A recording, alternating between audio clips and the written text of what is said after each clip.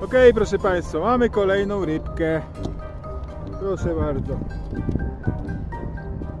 8 dyszek równe i wypuszczamy. Wrzucamy do podbieraka, zrobimy sobie zdjęcie za chwilę i wypuszczamy.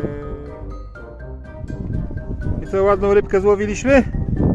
Proszę bardzo, oto bohater dzisiejszego dnia. Ojej. Tak? Proszę bardzo, wypuszczamy kolegę. Kolego.